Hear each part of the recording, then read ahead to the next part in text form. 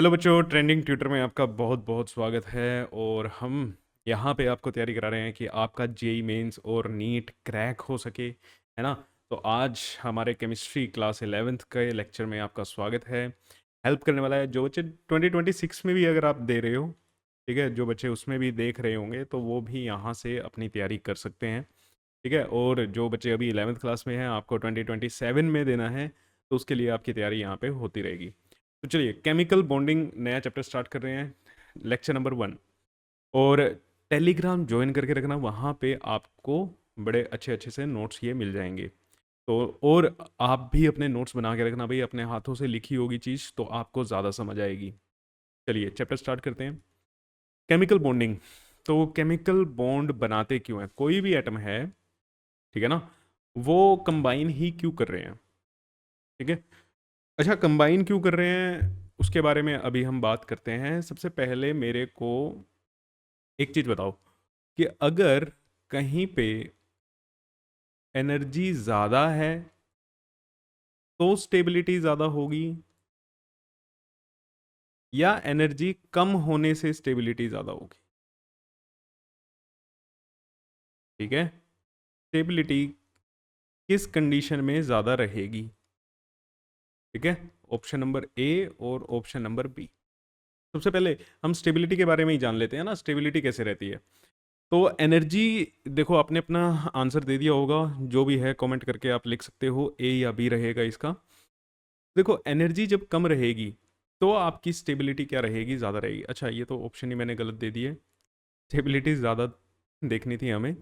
तो एनर्जी कम करने पे हमारी स्टेबिलिटी क्या होती है? ज़्यादा होती है। सर ऐसे कैसे होता है? सब ने अपने घर में एक्टू पॉपकॉर्न तो बनाए होंगे, है ना, मैं उसकी ऐड नहीं कर रहा हूँ। और सब ने बनाए होंगे, तो जब तक आप पैन में, है ना, जब तक आप पैन में एक्टू पॉपकॉर्न डालते हो और बर्नर आपने ऑन नहीं किया, ठीक है, नीचे से अभी आग नहीं जलाई है, तो ये सारे के सारे यहाँ पे जो इसके कर्नल्स हैं, ठीक है, कॉर्न कर्नल्स जो हैं, ये सारे आराम से बैठे हुए हैं, कोई एक दूसरे के साथ कोई कोलिजन नहीं हो रहा, कुछ नहीं हो रहा। जैसे ही आपने इनको नीचे बर्नर को इग्नाइट किया, तो ये क्या होंगे? ये पॉप करना स्टार्ट करेंगे और बाउंस करना भी स्टार्ट करेंगे। अगर ये पैन के ऊपर आपने लिड नहीं लगाई है तो काफ़ी ज़्यादा क्या आ जाएंगे? बाहर आ जाएंगे पैन से, है ना। ऐसे ही होता है ना। तो ये सब कहानी हमें पता है। तो इसमें हुआ क्या? इसमें हुआ क्या, नीचे से आपने हीट एनर्जी दी। नीचे से आपने क्या दी? Heat energy. जैसे ही दी, ये बेचारे अनस्टेबल हो गए, इन्होंने भागना स्टार्ट कर दिया, है ना, कूदना स्टार्ट कर दिया। यही चीज है, समझ लो आपके पास अगर जेब में 100 करोड़ रुपया आ जाए तो आप घर में टिक के बैठ सकते हो क्या? है ना। बहुत बड़ी अमाउंट बोल दी सर। सोचना भी बड़ा ही चाहिए, ठीक है, छोटा सोचना है, अगर सोचने में भी अगर आप छोटा सोचोगे तो फिर क्या ही फायदा यार सोचने का। सोचने पे तो कोई टैक्स नहीं लग रहा। अगर 100 करोड़ रुपए आ जाए अभी, है ना, एक हार्डली 30 सेकेंड्स का गैप हुआ होगा, अपने दिमाग में सोच लिया होगा लैम्बोर्गिनी लेनी है ना, या BMW M5 लेनी है। ये सब आ गया था ना दिमाग में, हाँ, 100 करोड़ सुनते ही बस वैसे ही घर पे थोड़ी टिक के बैठोगे। तो अगर आपके पास, है ना, पैसा ज़्यादा आ गया तो भी आप घर पे टिक के नहीं बैठोगे। मीन्स अगर एनर्जी ज़्यादा होगी तो स्टेबिलिटी क्या हो जाती है? कम हो जाती है। तो स्टेबिलिटी के लिए एनर्जी क्या होनी चाहिए बेटा? कम होनी चाहिए। तो पहला कॉन्सेप्ट तो आपको यहाँ पे ये सीखना था कि स्टेबिलिटी के लिए एनर्जी क्या होनी चाहिए? कम होनी चाहिए, ठीक है। अब हमारे आंसर हमें आसानी से मिल जाएगा कि why do atoms combine. Atoms combine, atoms combine to gain stability. Stability gain करने के लिए एटम्स कंबाइन करते हैं। कैसे? जैसे हाइड्रोजन प्लस हाइड्रोजन, दो एटम कंबाइन करके क्या बनाएंगे? H2 बनाएंगे। और जब यहाँ पे H2 बनाएंगे तो इनकी एनर्जी रिलीज होगी यहाँ पे कुछ ना कुछ। जब ये H2 बनेगा, ठीक है, तो यहाँ पे एनर्जी रिलीज होती है। एनर्जी रिलीज होने का मतलब एनर्जी कम हो गई। और सर एनर्जी तो बहुत सारे टाइप्स की होती हैं। है ना, kinetic energy, potential energy, thermal energy, vibrational energy. यहाँ पे हम जो एनर्जी की बात कर रहे हैं, ये कौन सी एनर्जी की बात कर रहे हैं? Potential energy. क्या हो गई? पोटेंशियल एनर्जी की हम बात कर रहे हैं। ठीक। तो why do atoms combine? To gain stability. How they gain stability? When atoms combine with each other they lose energy. ठीक है, चलो लिख देते हैं। When atoms combine with each other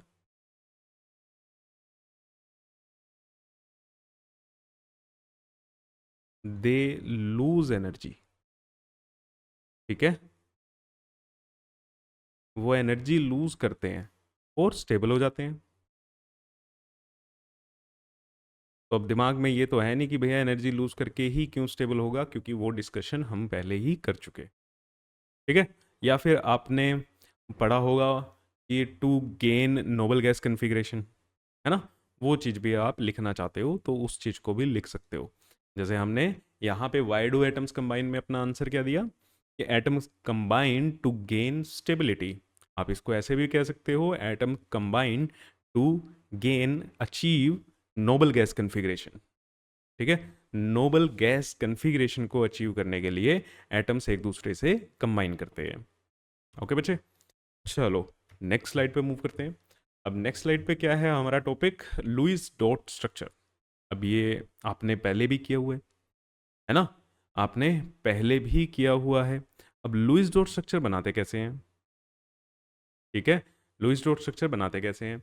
जैसे सोडियम का एग्जांपल हम ले लेते हैं, सोडियम 11। इसकी कॉन्फ़िगरेशन क्या होगी? नियोन और 3s1। तो लुईस डॉट स्ट्रक्चर बनाने के लिए हम एलिमेंट लिखते हैं, एलिमेंट का सिंबल लिखा जाता है और उसके पास कितने वैलेंस इलेक्ट्रॉन है वो लिखे जाते हैं। तो वैलेंस इलेक्ट्रॉन कितने? 1। ठीक है, आउटर मोस्ट शेल के जो इलेक्ट्रॉन होते हैं वो क्या होते हैं बेटा? हमारे वैलेंस इलेक्ट्रॉन्स होते हैं। ठीक है, तो इसके पास कितने हैं? 1। या तो आप डॉट से दिखाओ या आप क्रॉस से दिखाओ। तो ये जो बन गया, ठीक है, ये क्या है? This is the Lewis dot structure of sodium. This is the Lewis dot structure of sodium. Clear, इसको लिखने की जरूरत भी नहीं है। क्लोरीन का बनाएं, क्लोरीन 17 होता है।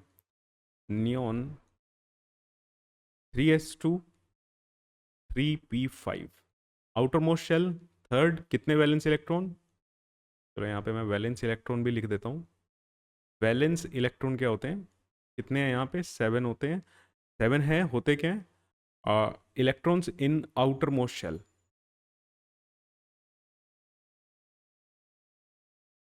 सबसे बाहर वाली शेल के जो इलेक्ट्रॉन्स होते हैं उन्हें हम क्या कहते हैं? और वैलेंस इलेक्ट्रॉन कहते हैं। अब क्लोरीन, क्लोरीन का सिंबल Cl। इसके ऊपर कितने वैलेंस इलेक्ट्रॉन है? 7। तो 7 इसके ऊपर क्या बना दो? डॉट बना दो या क्रॉस बना दो।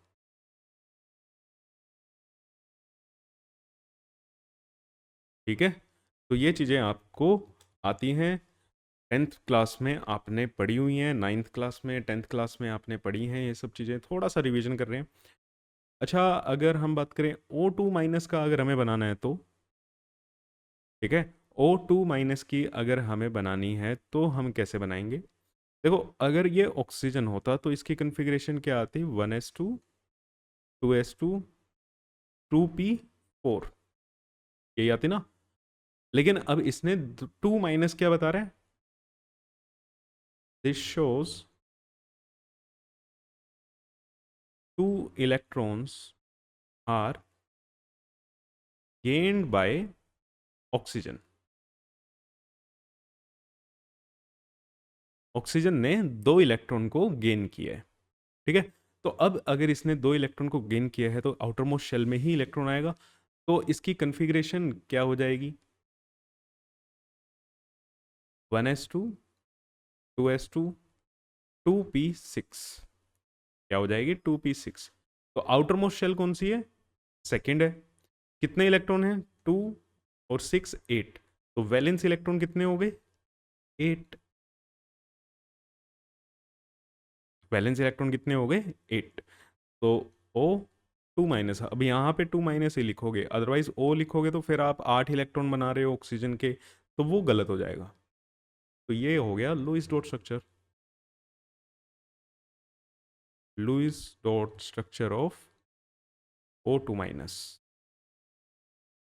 ठीक है बच्चे, तो ये पुरानी यादें थोड़ी सी ताज़ा हो गई है ना, रिवीजन हो गई। चलो नेक्स्ट है हमारा ऑक्टेट रूल। ऑक्टेट रूल क्या कहता है? ऑक्टेट रूल क्या कहता है कि जब कोई एटम बॉन्ड बनाते हैं तो इनके आउटर मोस्ट शेल में 8 इलेक्ट्रॉन हो जाते हैं और ये स्टेबल हो जाते हैं। ठीक है, कि बॉन्ड बनाने के बाद अगर 8 इलेक्ट्रॉन हो गए आउटर मोस्ट शेल में, तब ये क्या है, स्टेबल है। तो after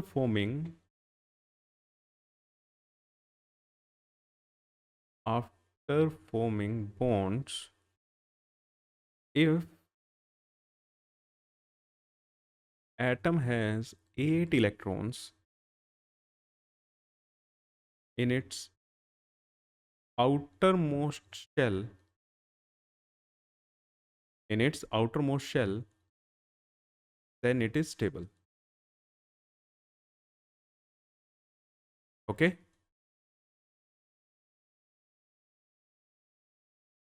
After forming bonds, if it has 8 electrons in its outermost shell, then it is stable.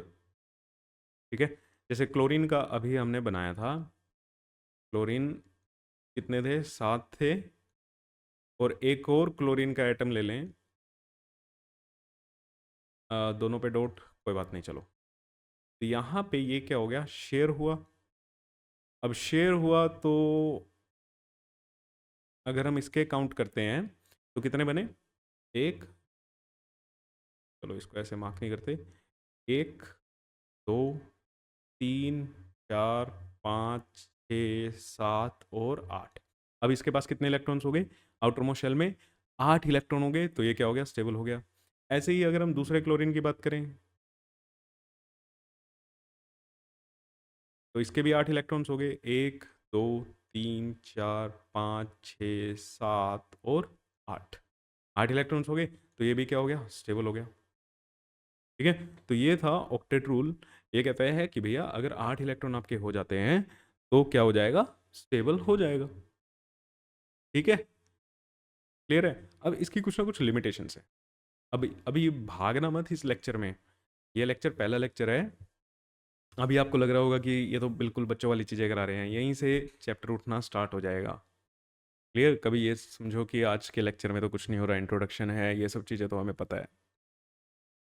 और वैसे भी आप सिलेबस तो कर ही चुके हो, बहुत ज़्यादा कर चुके हो, है ना, सीबीएसई वगैरह आप पढ़ चुके हो, मिड टर्म एग्ज़ाम दे चुके हो, लेकिन फिर भी भैया आपके सीबीएसई से तो बहुत अलग होने वाला है। सीबीएसई मतलब, अब बहुत ऊँचा है, हम तो जेई मेंस की तैयारी कर रहे हैं यार, सीबीएसई तो अपने आप ही कवर हो जाएगा, है ना। और हाँ, दूसरी चीज़ें, जैसे बच्चों के डाउट आते रहते हैं कि सर स्कूल में नंबर नहीं आ रहे, है ना, हमने सही किया था, स्कूल वाले नंबर काट लेते हैं, तो बेटा ये ऑब्वियस सी बात है। स्कूल में अगर आपको नंबर लेने हैं तो सीबीएसई के पैटर्न पे जैसे स्कूल वाले नोट्स बना रहे हैं वैसे ही बनाना, और अगले साल आपका बोर्ड्स होगा। ठीक है, बोर्ड्स में ये आपको ईगो कभी भी नहीं रखनी। ठीक है, कि हमें तो सर जेई मेंस का आता है, हमने तो ऐसे कर दिया, उन्होंने नंबर नहीं दिए। बेटा जेई मेंस का पेपर भी आप तभी दे पाओगे जब आपके पास 75% बोर्ड में होंगे, और बोर्ड में 75 लाने के लिए अच्छे से लिख के आना पड़ता है, जिसके लिए स्कूल में टीचर आपको मेहनत कराते हैं, उनके नोट्स बनाओ। ठीक है, या कोई बच्चा आपका फ्रेंड है, वो सीबीएसई की ट्यूशन जा रहा है, उसकी ट्यूशन से उसके ट्यूशन वाले नोट्स ले लो, वो बेटर रहेंगे आपको रिजल्ट देने में। कहाँ पे, सीबीएसई में। हमारे यहाँ की चीज़ें अगर आप सीबीएसई में डायरेक्ट करके आने लगे तो आपको आधे नंबर नहीं मिलेंगे। यहाँ पे सीबीएसई पैटर्न नहीं हो रहा है, मतलब सीबीएसई सिलेबस आपका कवर हो जाएगा, कॉन्सेप्ट्स आपके सारे कवर हो जाएंगे, न्यूमेरिकल्स आप सारे सोल्व कर लोगे सीबीएसई के। लेकिन हाँ, फिर भी लिखने का तरीका अलग है सीबीएसई में, प्रेजेंटेशन मैटर करती है, तो उस हिसाब से आप लिख के आओ। ठीक है बच्चे, चलो। अब लिमिटेशन ऑफ ऑक्टेट रूल आपने पढ़ भी लिया। पहली ही लिमिटेशन जो हम बचपन में भी बात करते हैं, आपकी छोटी क्लासेस में भी बात करते हैं, कि भैया हाइड्रोजन तो डुप्लेट फॉलो करता है। ठीक है, hydrogen always complete it's duplet, तो हमेशा ही अपना डुप्लेट कंप्लीट करता है, ऑक्टेट कंप्लीट नहीं करता। ठीक है। अब सर इसमें क्या बात होगी फिर? अरे ऑक्टेट रूल तो क्या कहता था कि भैया 8 इलेक्ट्रॉन होने चाहिए तभी स्टेबल होगा, यहाँ पे तो 2 इलेक्ट्रॉन है तब भी स्टेबल है यार। ठीक है ना, यहाँ पे तो 2 ही इलेक्ट्रॉन है तब भी स्टेबल है। एच एच का बना लो, H2 बना लो, या आपने HCl भी बनाया है, HCl बना लो, ये भी। अभी क्लोरीन के तो 8 इलेक्ट्रॉन हैं आउटर मोस्ट शेल में, लेकिन हाइड्रोजन के कितने हैं? 2 ही हैं, लेकिन हाइड्रोजन भी स्टेबल है। ठीक है, क्लियर है। तो ये लिमिटेशन है इसकी, और भी है, चलो देखते हैं। जैसे एग्जांपल से समझते हैं, एग्जांपल हम लेते हैं BF3। BF3, ठीक। तो अब सेंट्रल एटम, ये वाला जो होगा ये सेंट्रल एटम होगा, जो बीच में बनाएंगे वो उसे बोलते हैं सेंट्रल एटम। ऑब्वियस सी बात है, जो जो कम नंबर में होता है, अभी के लिए आपको यही ध्यान रखना है कि सेंट्रल एटम हम किसको लेते हैं। आगे क्लास 12th में सीखोगे कि सेंट्रल एटम कैसे डिसाइड किया जाता है। ये, इन्हें हम बोलते हैं सब्सिडरी एटम। सर HCl में कौन सा सेंट्रल था कौन सा सब्सिडरी था, कोई ऐसा कुछ नहीं है। ठीक है, जब ज़्यादा इलेक्ट्रॉन ज़्यादा एटम्स हो जाते हैं किसी स्ट्रक्चर में तब हम ये सेंट्रल और सब्सिडरी डिसाइड करते हैं। तो बनाओ इसको, BF3। बोरोन, बोरोन के पास कितने इलेक्ट्रॉन्स होंगे? कितने इलेक्ट्रॉन्स होंगे? 3 इलेक्ट्रॉन्स होंगे, वेरी गुड। फ्लोरीन, फ्लोरीन के पास कितने इलेक्ट्रॉन्स होंगे? 7। ठीक है, तो 1 2 3 4 5 6 7, 1 2 3 4 5 6 7, 1 2 3 4 5 6 7। तो अब बॉन्ड बनाए, एक ये बनेगा, एक ये बनेगा, और एक ये बनेगा। अगर हम फ्लोरीन के चेक करें तो 7 थे, 8 हो गए भैया एक शेयर करके। काउंट करना है, काउंट करो। तीनों फ्लोरीन के 8 इलेक्ट्रॉन कंप्लीट हो गए आउटर मोस्ट शेल में, तो फ्लोरीन क्या हो गया? स्टेबल हो गया। ठीक है। और अगर हम बोरोन के देखें,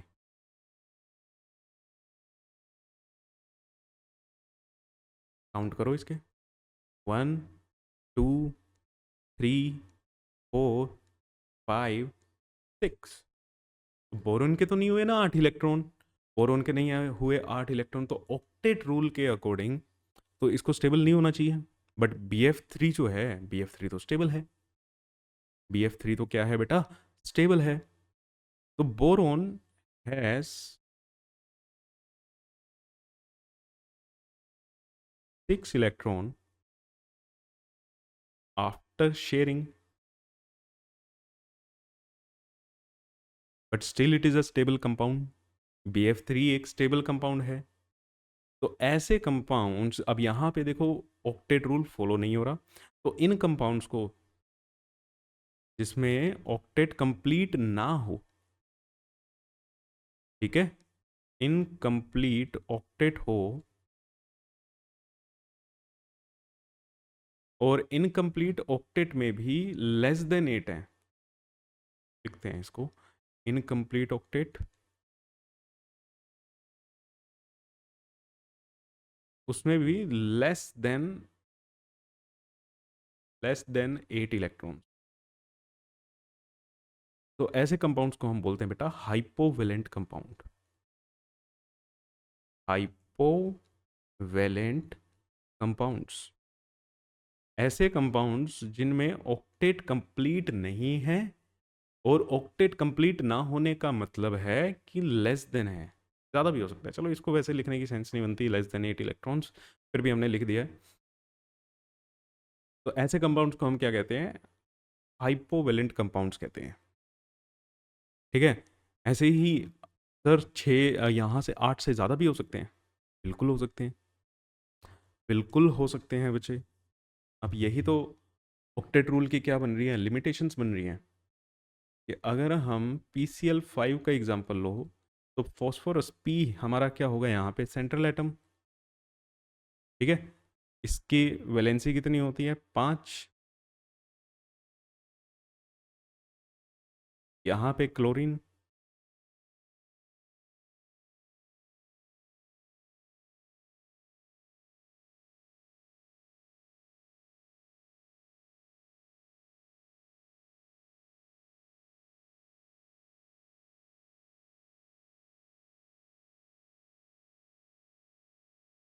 ठीक है, स्ट्रक्चर बन रहे हैं। आई होप आपने स्ट्रक्चर बना लिया होगा।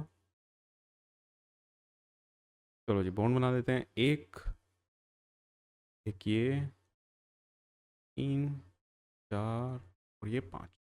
तो पांचों क्लोरीन का तो ऑक्टेट कंप्लीट हो रहा है ना। तो ये 5 हमारे क्लोरीन है।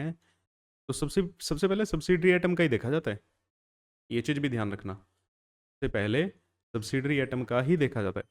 और अगर अब तुम फॉस्फोरस की बात करो,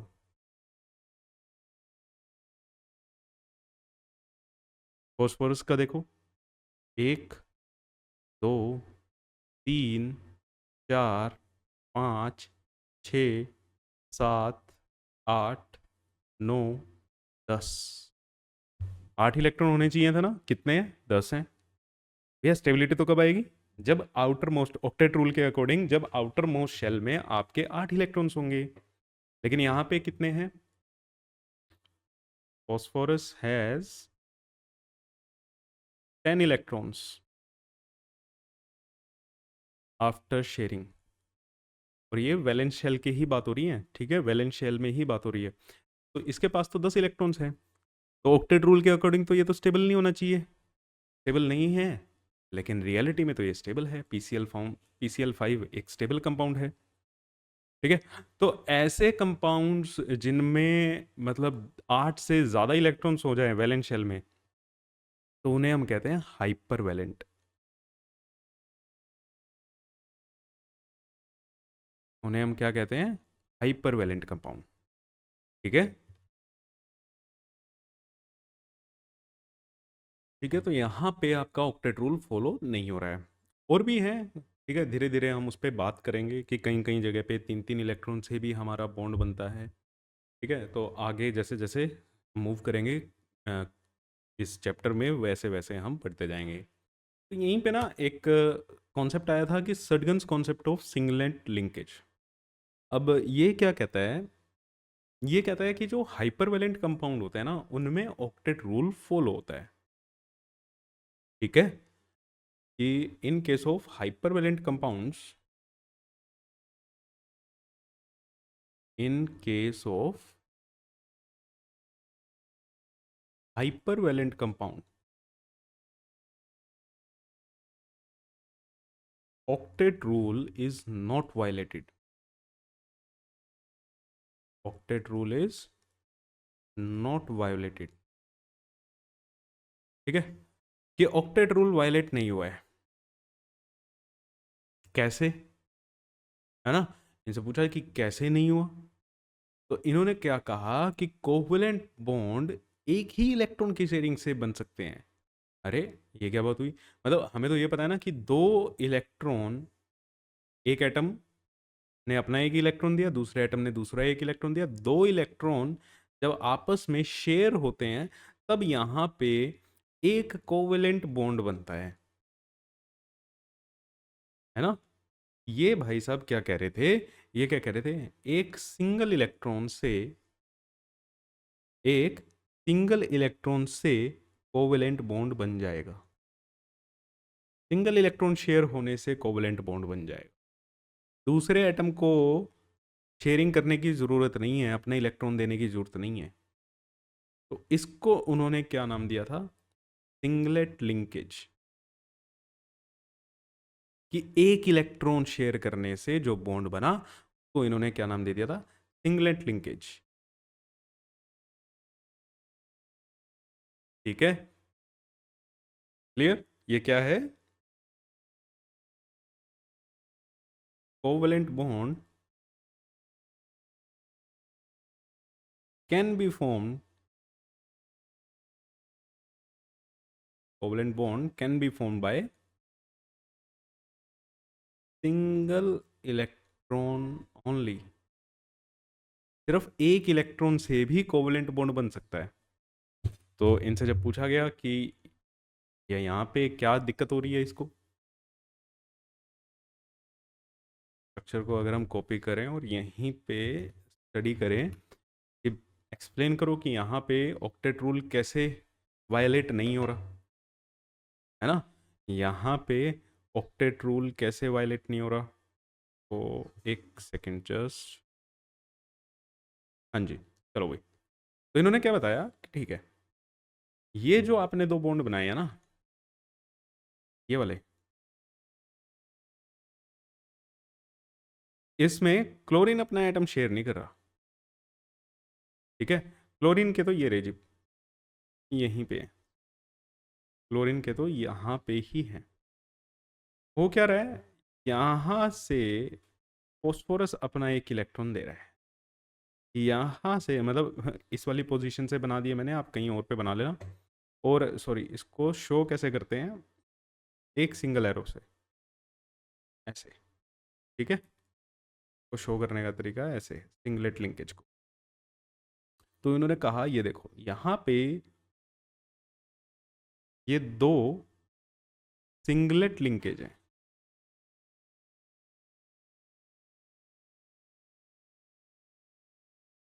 ये दो क्या हैं, सिंगलेट लिंकेज हैं।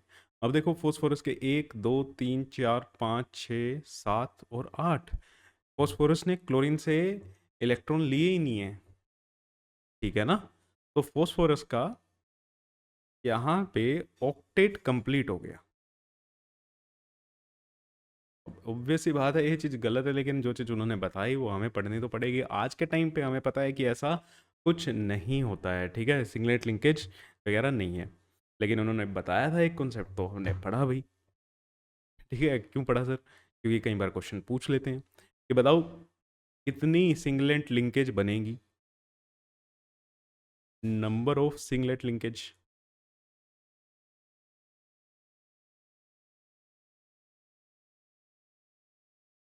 ठीक है, नंबर ऑफ सिंगलेट लिंकेज ये कैसे निकाली जाती है, in number of valence electron,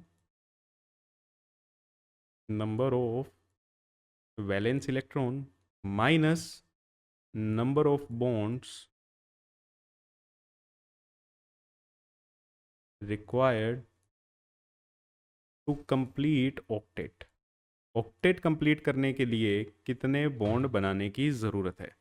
जैसे फॉर एग्जांपल PCl5 का देखें, तो PCl5 में वैलेंस इलेक्ट्रॉन कितने हैं, फॉस्फोरस के 5। अब 5 हैं, कितने बॉन्ड बनाएगा, 3 बॉन्ड बनाएगा तो इसके ऑक्टेट कंप्लीट हो जाएगा। तो 3 बॉन्ड बनाने थे, तो आंसर क्या आया, 2।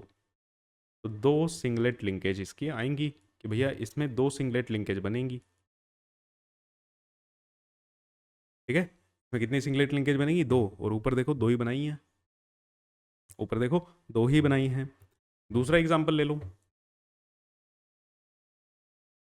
SF6। ठीक है, SF6 इसमें अगर आप बनाओ तो नंबर ऑफ सिंगलेट लिंकेज निकाल के देखो। अब ऑब्वियस सी बात है, सल्फर अगर आप इसका लुईस डॉट स्ट्रक्चर बनाओगे, ऑक्टेट रूल के हिसाब से जाओगे, तो सल्फर के पास 12 इलेक्ट्रॉन होंगे। ठीक है, 12 इलेक्ट्रॉन होंगे, तो वो तो ऑक्टेट रूल को फॉलो नहीं कर रहा। तो फिर इन्होंने क्या कहा था, भैया सिंगलेट लिंकेज बनेगी इसमें, है ना। तो इसमें कितनी सिंगलेट लिंकेज बनेगी, वैलेंस इलेक्ट्रॉन कितने होते, 6, 2 बॉन्ड और बनाने पड़ते, तो बाकी 6, 4 यहाँ पे क्या बनेगी, सिंगलेट लिंकेज बनेगी। ठीक है, SF6 में कितनी सिंगलेट लिंकेज बनेगी, 4।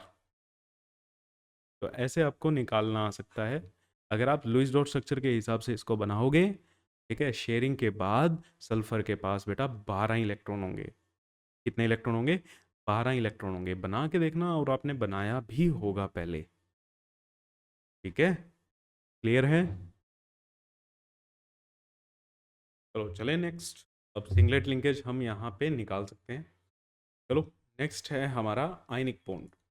अब आयनिक बॉन्ड सबको पता है कैसे बनता है ना? आयनिक बॉन्ड कैसे बनता है? Bond formed by sharing transfer of electron. Bond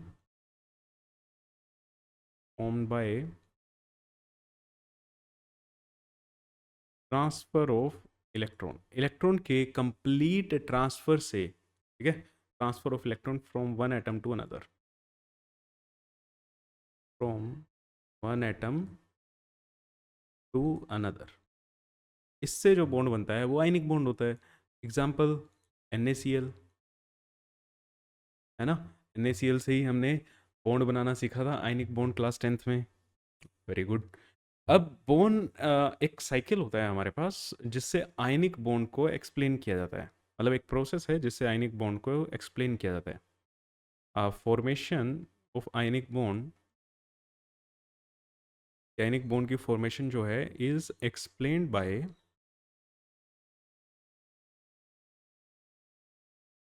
Bon Haber cycle.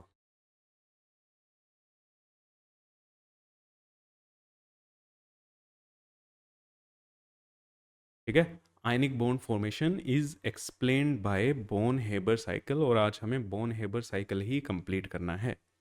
ठीक है, जैसे आपने ऑर्गेनिक केमिस्ट्री की होगी तो आपको मैकेनिज्म, है ना, मैकेनिज्म बताते हैं ना कि ये इसकी मैकेनिज्म है। मैकेनिज्म में क्या होता है कि स्टेप बाय स्टेप प्रोसेस। ठीक है, ये क्या है? स्टेप बाय स्टेप प्रोसेस है कि कैसे बनता है। चलो हम बोन हेबर साइकिल के बारे में पढ़ते हैं। It is a step by step process to make an ionic bond. एक आयनिक बॉन्ड कैसे बनता है? देखो, बचपन में तो क्या किया, एक इलेक्ट्रॉन था, है ना, यहाँ पे क्लोरीन, इसको एज ए जंप करा दिया। तो भैया इतना आसान नहीं है, ऐसे कूद के नहीं जाता, है ना? तो चलो अब इस प्रोसेस को समझते हैं, बोन हेबर साइकिल। अब देखो यार, करना तो हमें क्या है, चीज़ तो आपको यही याद रखनी है कि Na से एक इलेक्ट्रॉन जाएगा क्लोरीन के पास, सोडियम से इलेक्ट्रॉन निकालो, सोडियम से इलेक्ट्रॉन निकालो, ठीक है? क्लोरीन में इलेक्ट्रॉन एंटर करा दो। यही दो काम करने हैं ना? बिल्कुल। अब इलेक्ट्रॉन निकालने के लिए कौन क्या प्रोसेस होती है? Ionization energy. इलेक्ट्रॉन कैसे निकलेगा? सर, सोडियम को आयनाइजेशन एनर्जी दे दो, है ना? किसी भी एटम में से इलेक्ट्रॉन निकालने के लिए हमें जितनी एनर्जी की रिक्वायरमेंट होती है उसको हम आयनाइजेशन एनर्जी कहते हैं। यही पढ़ा है सर, बिल्कुल सही बात है यार। अब इलेक्ट्रॉन, इसमें क्या करना है? इलेक्ट्रॉन एंटर करवाना है। इलेक्ट्रॉन एंटर करवाना है तो इसके लिए क्या होते हैं? इलेक्ट्रॉन एफिनिटी, ठीक है ना? या इलेक्ट्रॉन गेन एंथैल्पी जिसे आप बोलते हो, इलेक्ट्रॉन एफिनिटी, ये प्रोसेस भी पड़ी हुई है। अब फिर हमारा काम क्या होगा? पहले मेरे को आयनाइजेशन एनर्जी देनी है। पहले मेरे को आयनाइजेशन एनर्जी चाहिए कि सोडियम में से इलेक्ट्रॉन को बाहर निकालने के लिए। अब सोडियम है यार, मेटल है। अब आयनाइजेशन एनर्जी क्या कहती थी कि एटम किस स्टेट में होना चाहिए? गैसियस स्टेट में। एटम किस स्टेट में होना चाहिए? गैसियस स्टेट में। अब सोडियम मेटल है, ये तो सॉलिड स्टेट में होगा, तो पहले इसको सॉलिड से किस में करना पड़ेगा? गैस में। प्रोसेस समझना मैं क्या क्या कह रहा हूँ, ठीक है? आयनाइजेशन एनर्जी और इलेक्ट्रॉन एफिनिटी, मेरे हिसाब से ये दो चीज़ें तो क्लियर है कि सोडियम में से इलेक्ट्रॉन निकालना है, इलेक्ट्रॉन निकालने के लिए आयनाइजेशन एनर्जी देनी है, और क्लोरीन में इलेक्ट्रॉन डालना है, इलेक्ट्रॉन डालने के लिए इलेक्ट्रॉन एफिनिटी। ये दो कॉन्सेप्ट हमने अच्छे से पढ़े। लेकिन आयनाइजेशन एनर्जी की कंडीशन थी कि एटम जो होना चाहिए वो गैसियस स्टेट में होना चाहिए। पहले पहला मेरा काम क्या होगा? सोडियम को गैसियस स्टेट में लेके आना है, ठीक है? पहला काम समझे ना क्या होगा? सोडियम को गैसियस स्टेट में लेके आना है। जब वो गैसियस स्टेट में आ जाएगा तब उसमें से हम इलेक्ट्रॉन निकाल लेंगे आयनाइजेशन एनर्जी देके, ठीक है? और फिर इलेक्ट्रॉन एफिनिटी वाला खेल चल पड़ेगा। तो क्या क्या स्टेप्स हैं, चलो अब हम चलते हैं इस पे। आ जाओ जी। First step, sublimation. अब ये बचपन में पढ़े थे ना, sublimation energy of sodium solid. भैया मेटल सॉलिड स्टेट में है, सॉलिड से गैस में कन्वर्ट करने के लिए कौन सी प्रोसेस होती थी आपकी? सब्लिमेशन। Very good. तो सोडियम को गैसियस फॉर्म में हम लेके जा रहे हैं। तो यहाँ पे जो मेरे को एनर्जी लग रही है, उस एनर्जी को मैं क्या कह रहा हूँ? That is sublimation energy. Sublimation energy of Na solid. अब जब ये सॉलिड स्टेट में से गैसियस स्टेट में पहुंच चुका है, अब मेरे को इसमें से इलेक्ट्रॉन निकालना है। इलेक्ट्रॉन निकालने के लिए कौन सी लगेगी? Ionization. Ionization energy of sodium in gaseous state, क्योंकि गैसियस स्टेट में से निकालना है। तो सोडियम गैसियस स्टेट से इसमें कन्वर्ट हो जाएगा Na प्लस, और यहाँ पे एक इलेक्ट्रॉन निकल जाएगा। और यहाँ पे जो हमारी एनर्जी लगेगी वो कौन सी लगेगी? Ionization energy. यहाँ पे हमारी एनर्जी क्या लगेगी? Ionization energy. चलो फिर, अब नेक्स्ट। अब देखो इलेक्ट्रॉन किस में डालना है? इलेक्ट्रॉन किस में डालना है? अब यहाँ पे थोड़ा सा समझना। इलेक्ट्रॉन डालना है सर क्लोरीन में। लेकिन क्या आपको नेचर में क्लोरीन ऐसे मिलेगा, Cl की फॉर्म में मिलेगा? नहीं सर, क्लोरीन तो हमें Cl2 की फॉर्म में मिलता है। मतलब दो क्लोरीन आपस में जुड़े हुए बैठे होते हैं, है ना? दो क्लोरीन क्या होते हैं? आपस में जुड़े हुए बैठे होते हैं। तो इनसे अगर मुझे एक क्लोरीन चाहिए, कितने क्लोरीन चाहिए? एक क्लोरीन चाहिए। तो यहाँ पे इसको तोड़ के, ये जो है ना Cl2, इसको ब्रेक करके, हथौड़ा मार के नहीं ब्रेक होएगा, ब्रेक करके एक Cl मेरे को लाना पड़ेगा। और इसको ब्रेक करने में जो एनर्जी लगेगी उसे हम कहते हैं बॉन्ड एनर्जी। बॉन्ड को ब्रेक करने के लिए जो एनर्जी लगेगी उसे हम क्या कहते हैं? Bond energy. समझे क्या प्रोसेस है? देखो हमें इलेक्ट्रॉन डालना है, किस में डालना है बेटा? क्लोरीन में, Cl में डालना है। लेकिन क्या नेचर में आपको Cl इस फॉर्म में मिलता है क्या? नहीं मिलता सर। Cl तो मिल बैठता बैठा होता है Cl2 की फॉर्म में। अब Cl2 से हमें Cl में कन्वर्ट करना है इसको। अब Cl2 ऐसा ही है, दो क्लोरीन ने आपस में कोवेलेंट बॉन्ड बना रखा है। इस बॉन्ड को तोड़ो ताकि ये क्लोरीन क्लोरीन अलग हो। ठीक है, क्लोरीन क्लोरीन क्या हो? अलग हो। अब उसी में जो एनर्जी लगती है उसको हम बॉन्ड एनर्जी कहते हैं। तो हम क्या कहते हैं? बॉन्ड एनर्जी कहते हैं। तो आई होप समझ आया होगा। तो यहाँ पे अगली प्रोसेस क्या है हमारी? Bond energy.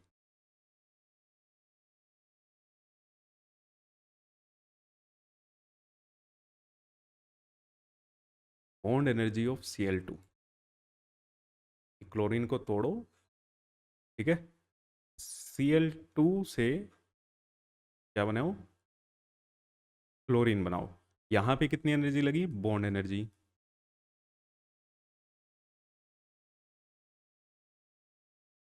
अब यहाँ पे अगर आप देखो तो हमें तो दो क्लोरीन मिल रहे हैं, हमें कितने चाहिए?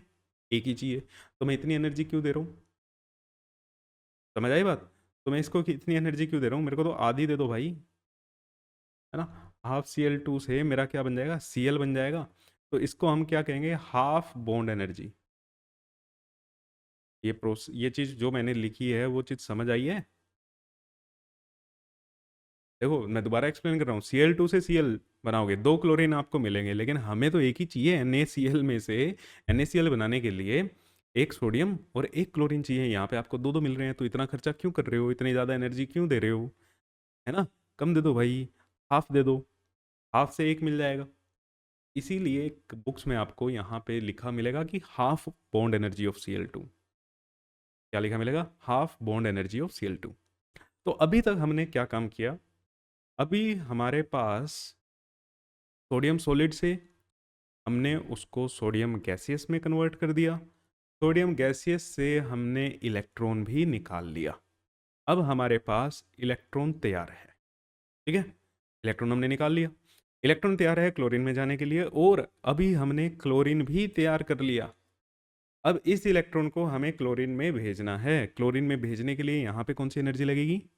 Very good, electron affinity. क्या लगेगी? Electron affinity. ठीक है, तो प्रोसेस समझ आ रही है ना बच्चे? बहुत आसान है। बोन हेबर साइकिल याद रखने की ज़रूरत नहीं है, कॉन्सेप्ट वाइज चलते रहो, आपको सारी चीज़ें क्लियर हो जाएंगी। और नहीं समझ आ रहा ना तो एक बार रिवाइंड कर लेना, एक बार रिवाइंड कर लेना। आपके पास ये पावर है कि टीचर को रिवाइंड कर सकते हो। तो स्टेप नंबर 4 क्या है? Electron affinity of Cl। Electron affinity of Cl। ठीक है, तो Cl गैसेस फॉर्म में जब एक इलेक्ट्रॉन क्या करेगा? गेन करेगा, तो वो क्या बन जाएगा? Cl। और यहाँ पे जो मेरी एनर्जी लगेगी वो क्या होगी? Electron affinity. और लास्ट में एक एनर्जी होती है जो अभी आपको नहीं पता है, इसे हम बोलते हैं लैटिस एनर्जी।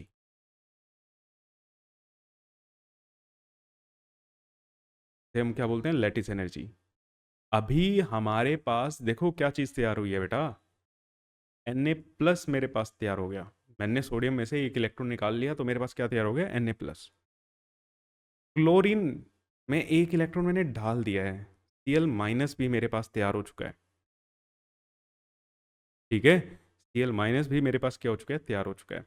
अब इन दोनों को जोड़ना भी तो है, अब इन दोनों को जोड़ना भी तो है।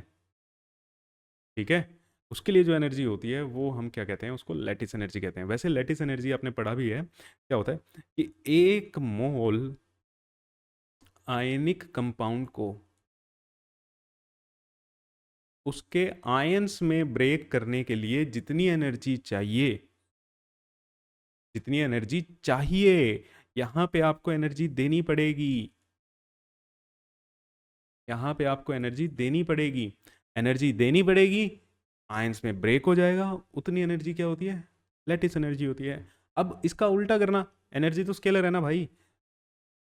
आयंस जब एक मोल, जब ये हमारे पास जो छोटे छोटे एटम्स आयंस बैठे हुए हैं, NaCl, Na+ और Cl-, ये जब आयंस कन्वर्ट होंगे आयनिक कंपाउंड में तो एनर्जी रिलीज भी होगी।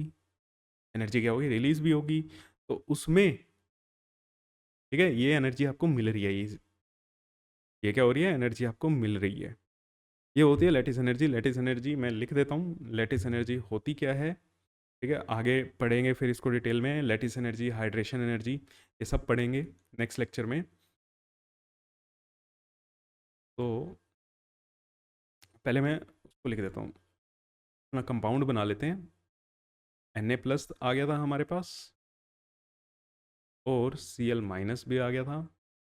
इन दोनों से क्या बनेगा? NaCl। ये पॉजिटिव, ये नेगेटिव, ये सॉलिड फॉर्म में हमारा बन जाएगा। और यहाँ पे जो एनर्जी निकली है ये क्या होगी? Lattice energy. ये क्या होगी? Lattice energy of NaCl। अब लैटिस एनर्जी NaCl का मतलब पता है क्या है? इसका उल्टा, NaCl को Na+ और Cl- में ब्रेक करने के लिए आपको जितनी एनर्जी देनी पड़ेगी। ठीक है, कंपाउंड ब्रेक अपने आप तो नहीं होगा, एनर्जी दे के होगा। तो जब ये दो मिल रहे होंगे तो इसमें से एनर्जी निकल भी रही होगी, तो उसको हम क्या कहते हैं? लैटिस एनर्जी कहते हैं। तो लैटिस एनर्जी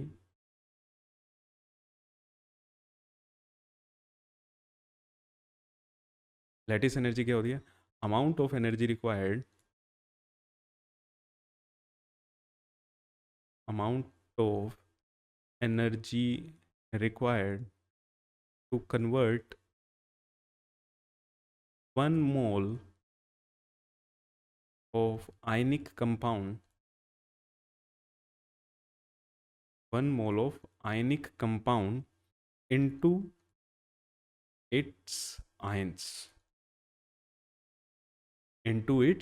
एक मोल आयनिक कंपाउंड को के आयंस में तोड़ने के लिए हमें जो एनर्जी चाहिए उसको हम बोलते हैं लैटिस एनर्जी। अब यहाँ पे ये फॉर्म हो रहे थे, तो लैटिस एनर्जी इस प्रोसेस में हमारे को मिलेगी। ठीक है, इस प्रोसेस में हमारे को मिलेगी। और जो आपने देखा होगा ना, कुछ कंपाउंड सोल्यूबल होते हैं पानी में या नहीं होते, सोल्यूबिलिटी को भी हम नेक्स्ट क्लास में लैटिस एनर्जी और एक और पढ़ेंगे हाइड्रेशन एनर्जी जो आपने पढ़ी होगी है ना, उसके बेसिस पे हम एक्सप्लेन करेंगे। ठीक है, उसके बेसिस पे हम एक्सप्लेन करेंगे। तो अब फाइनली हमारा NaCl बन के तैयार है। तो ये जो प्रोसेस थी इसको हम कहते हैं बोन हेबर साइकिल। दोबारा मैं एक बार रिपीट कर देता हूँ कि सबसे पहला प्रोसेस हमने क्या किया, सब्लिमेशन एनर्जी। ठीक है, सोडियम को सॉलिड फॉर्म से किस में कन्वर्ट किया, गैसेस फॉर्म में कन्वर्ट किया। इसके लिए आपको एनर्जी देनी पड़ेगी, सब्लिमेशन एनर्जी। आयनाइजेशन एनर्जी, फिर गैसियस फॉर्म से इलेक्ट्रॉन निकालने के लिए जो एनर्जी है वो भी आपको देनी पड़ेगी। इस प्रोसेस में देखो कहीं पे आपको एनर्जी देनी पड़ रही है, कहीं पे आपको एनर्जी मिल रही है। तो इस प्रोसेस में जो देनी पड़ेगी उसको हम क्या बोलेंगे, आयनाइजेशन एनर्जी। प्रोसेस में क्या है, आयनाइजेशन एनर्जी आपने दी। फिर बॉन्ड एनर्जी ये भी आपको देनी पड़ेगी भाई सिस्टम के अंदर, है ना। Cl2 को तोड़ना है, तोड़ने के लिए तो एनर्जी देनी पड़ेगी। क्लियर। फिर हमारे पास यहाँ से क्या तैयार हो गया, Cl भी तैयार हो गया। अब Cl में आपको क्या डालना है, इलेक्ट्रॉन डालना है। इलेक्ट्रॉन डाल रहे हो तो ये आपको एनर्जी मिलेगी, इलेक्ट्रॉन एफिनिटी। एनर्जी रिलीज होती है जब एक इलेक्ट्रॉन, ठीक है, एंटर करता है, लास्ट क्लास में पढ़ा था। फिर लैटिस एनर्जी ये भी आपको मिलेगी, क्योंकि तोड़ने के लिए जितनी एनर्जी देनी पड़ती है, फॉर्म हो रहा है तो एनर्जी रिलीज होगी, एनर्जी रिलीज होगी। ठीक है, देखो सबसे पहला ही पॉइंट हमने यही पढ़ा था यार, कि जब एटम कंबाइन करेंगे तो वो स्टेबल क्यों हो रहे हैं, क्योंकि एनर्जी रिलीज हो रही है। क्यों हो रहे हैं, क्योंकि एनर्जी क्या हो रही है, रिलीज हो रही है। यहाँ पे एनर्जी क्या हो रही है, रिलीज हो रही है। NaCl जब बनेगा ये, तो ये एनर्जी आपको मिल रही है। ठीक है, कहीं किसी प्रोसेस में आपको एनर्जी देनी पड़ रही है, किसी प्रोसेस में आपको एनर्जी मिल रही है। अब इसको हम कैसे डिनोट करते हैं, इसको हम डिनोट करते हैं बेटा डेल्टा HF से। डेल्टा H से एंथैल्पी चेंज। एंथैल्पी चेंज किसकी, enthalpy change of formation of NaCl। NaCl के फॉर्मेशन में कितनी एंथैल्पी का चेंज आया, enthalpy of formation of delta H क्या है ये, enthalpy of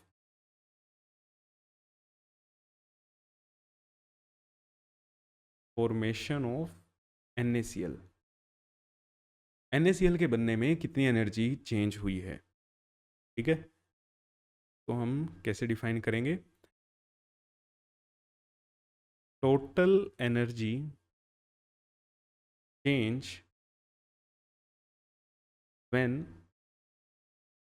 1 mole of ionic compound, 1 mole of ionic compound is form.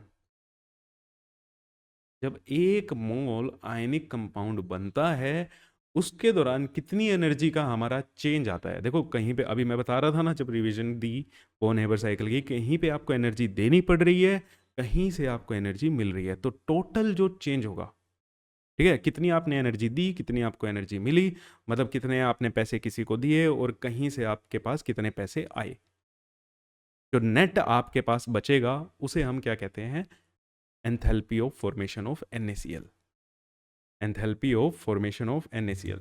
तो अब यहाँ पे एंथैल्पी ऑफ फॉर्मेशन क्या होगी भाई, डेल्टा H की वैल्यू क्या होगी, जितनी एनर्जी यहाँ पे यूज हुई है सभी का टोटल कर दो। ठीक है, तो पहली एनर्जी कौन सी थी, सब्लिमेशन एनर्जी। पहली एनर्जी कौन सी थी, सब्लिमेशन एनर्जी।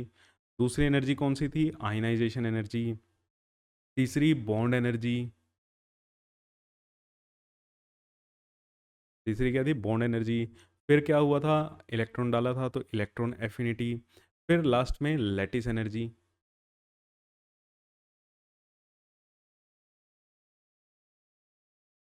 अब ये आपके ऊपर है।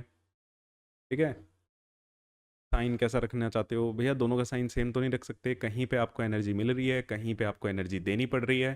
तो साइन तो ऑब्वियस सी बात है कि आप सेम नहीं रख पाओगे, किसी को प्लस ले लेना, किसी को माइनस ले लेना, लेकिन ध्यान में ये होना चाहिए कि कहाँ पे आपने एनर्जी दी है और कहाँ से आपको एनर्जी मिली है। ठीक है, सब्लिमेशन एनर्जी आपको देनी पड़ेगी, आयनाइजेशन एनर्जी आपको देनी पड़ेगी, बॉन्ड एनर्जी आपको देनी पड़ेगी, इलेक्ट्रॉन एफिनिटी इक्वेशन से मिलेगी, लैटिस एनर्जी इक्वेशन से मिलेगी। ठीक है, क्लियर है। तो मेरे हिसाब से ये बोन हेबर साइकिल आपको यहाँ पे क्लियर होता है। अब आपका एक छोटा सा मैं होमवर्क दे के जा रहा हूँ, और जिसको हम एक्सप्लेन भी कर लेंगे, डिस्कस भी करेंगे। होमवर्क क्या है आपका? Properties of ionic compound. Properties of ionic compound कल मैं यहीं से स्टार्ट करूँगा, और लैटिस एनर्जी और हाइड्रेशन एनर्जी इन सब के बारे में डिस्कस करेंगे। तो देखते हैं जो आपने पढ़ी है प्रॉपर्टीज़ और जो हम डिस्कस करेंगे वो सेम है या नहीं है, क्या आपको सीखने को मिलता है। ठीक है बच्चे, तो आज के लिए इतना ही। थैंक यू सो मच बहुत ज़्यादा प्यार देने के लिए, और ज़्यादा से ज़्यादा चैनल को क्या कर दो, सब्सक्राइब कर लो। जिसने शेयर नहीं किया है शेयर कर लो, टेलीग्राम चैनल जाके ज्वाइन कर लो, ये क्लास नोट्स आपको वहीं पे मिलेंगे। थैंक यू बच्चे, मिलते हैं आपसे नेक्स्ट क्लास में।